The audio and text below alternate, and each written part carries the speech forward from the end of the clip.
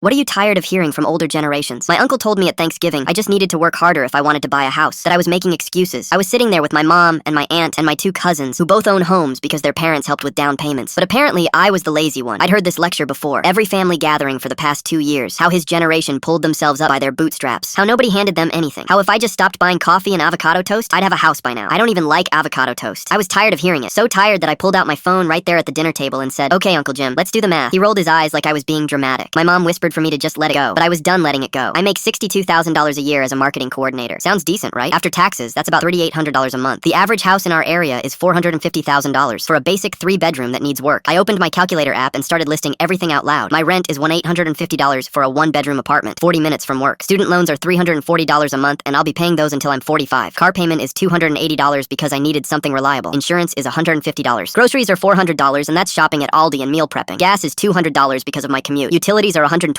Phone bill is $85. That's $3,125 before I even think about going out or saving anything. My uncle interrupted me. "See, that's your problem right there. You're spending too much on rent. Just buy something." I looked at him. "With what down payment, Uncle Jim? Even if I saved every single extra dollar I have, that's $375 a month. It would take me 10 years to save $45,000 for a 10% down payment, and that's assuming nothing ever goes wrong. No medical bills, no car repairs, no emergency vet visits, nothing." He said when I was your age, I bought my first house with 5% down. Just find something cheaper. I asked him when exactly he bought his first house. He said 1987. I pulled up an inflation calculator while the whole table watched. He paid $89,000 for a 3-bedroom house in a decent neighborhood. That same house sold last year for $580,000. I showed him the screen. Then I asked what he was making in 1987. He got quiet. My aunt said he was making about $35,000 a year. I typed that in too. Adjusted for inflation, that's $89,000 in today's money. So I said, "Let me get this straight. Your house costs 2.5 times your annual salary. Mine would cost 7.2 times my salary. You were making the equivalent of $89,000 and paying the equivalent of $240,000 for a house. I make $62,000 and I'm expected to pay $450,000. The whole table went completely silent. My cousin Jake was staring at his plate. My aunt had stopped eating. My mom had tears in her eyes. I kept going because I was on a roll. Your generation bought houses on single incomes while the wife stayed home with kids. My generation needs 2 full incomes just to afford rent. You could pay for college with a part-time summer job. I'll be paying my loans for 20 years. You got pensions. We get 401ks that crash twice before we turn 30. You had unions. We have gig economy jobs with no benefits." My uncle's face was red, but not angry red, embarrassed red. He finally said, really quietly, "I didn't realize it was that different now. I just thought your generation wasn't trying as hard as we did." My mom started crying. She said she was sorry, that she didn't realize how much harder it was, that she'd been saying the same things to me. The rest of dinner was awkward. People tried to change the subject, talk about football, ask about my job, but something had shifted. 3 days later, I got a text from my uncle at 6 a.m. It was long. He said he couldn't stop thinking about what I said, that he looked up more statistics and felt sick, that he'd been wrong, really wrong. Then he asked if I wanted to move into his rental property, the one he bought as an investment in 2005. He said he'd cover the down payment, and I could pay him monthly payments at half what I'm currently paying in rent. It would build my credit, give me equity, and when I was ready to buy my own place in a few years, I'd have savings built up. I called him crying. He said it's what family does. We help each other, and he was sorry it took him so long to understand.